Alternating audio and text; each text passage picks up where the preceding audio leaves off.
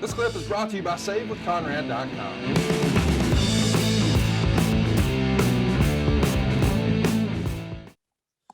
Well, let's talk about what's happening as we round up 1995 and we cruise on into 96.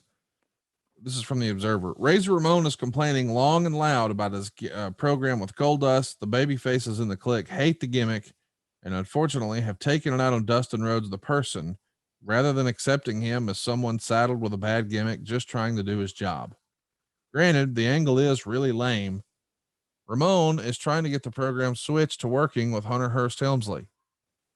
And it's amazing when you do podcasts like this to talk about what could have been. The Goldust program doesn't happen with Scott Hall and Triple H is inserted instead. Could it have changed wrestling history, do you think? Or do you think Scott would have wound up leaving the company either way? I think Scott had his sights set on a salary and working a lighter schedule. Yeah. You know, and it wasn't like he was some new kid. He's taken 20 years worth of bumps. So I think that was always going to be his idea. At least that's my assumption. Smart bookers, if you get a situation where talents just don't have the chemistry in the ring or out of the ring, Conrad, the best way to dissolve that potential train wreck and cluster is to don't book them. Just don't put them in this, put them with other people. And if you got a young heel like Paul Levesque was at that time, and you got a veteran who's over, who wants to work with him and help make him, that's not illogical. Now, right. The old school shit of the Ole Anderson philosophy, well, you're going to do what I tell you. Or Cowboy Bill Watts, you're going to do what I tell you. I'm the boss. I'm the booker. Here's the deal.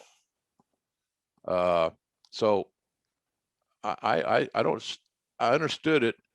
And for a lot of older school guys, they didn't like the concept that really had nothing to do with the individuals. It had something to do with the of tweaking the system and a talent speaking up and saying, I don't want to work with this guy. Right. So that's kind of how I looked at that matter. Did it change wrestling history? That's a bold statement. I don't know about that, but it certainly helped make Hunter put him on the map quicker.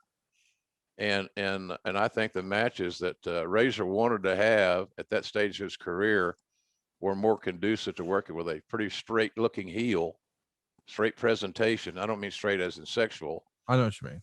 You know, but a more traditional presentation. And Vince went along with it. You know, I was booking some house shows then, helping JJ and and doing some things like that. But it was it didn't affect me. They always deliver good matches, and that's kind of a booker or booker's assistant or whatever is your goal. Let's make sure that the product that we present the fans who are buying a ticket and making the commitment to get there, leave home, park, all that good stuff is a good value for their investment. And I don't remember, you can look at we could do all the research you want to do, would both be hard pressed to find matches that Hunter and Razor had, Conrad, that were stinkers. It just didn't happen because, again, remember, the emotional investment in this was made by the senior member of that match, a very well-known star. He was not going to do anything to let that issue fall to the wayside. He tried harder, I think. And I think it's always the case when a talent has the ability to have input in their creative. Let's, before we talk about that match, let's talk about something that happens at a house show in Wheeling, West Virginia. They let Hunter win a battle royal to gain a shot at Bret Hart's WWF title later that night. So Bret's going to challenge or defend the world title in the main event against Hunter here in Wheeling. This might not seem like a big deal, but this is probably a test by the office to see Hunter's progress in the ring, get a report from Bret, see how the fans react to him in this spot. Even though it might feel like, oh man, am I being punished? I'm getting slopped every night. I'm in a hog pen match. It feels like you might be toiling away. But then when you win the battle royal and you're in the main event with the champ, it's got to be a good sign. Yeah, I think a lot of that was to see what Bret was going to say. Yeah. You want your champion to be compatible as much as possible without upsetting or as the old expression goes, hairlifting the governor and not screwing up the system. If Brett said, boy, this guy's got something, then that's really all Vince needed to ever hear, is that Brett's got something. Or excuse me, well, we knew Brett had something. He was the champ. But seriously, with Hunter, getting a passing grade from Brett was a big thing, especially with Patterson. And of course, then Patterson had great influence with McMahon. So that's kind of how I see that chain of command working. But I'm not as crazy about all the stuff, the punishment stuff. Well, he got punished for this, he got punished for that, and he got punished for this deal. It's just part of the damn journey, man. Right. And he made the most of it. He didn't quit.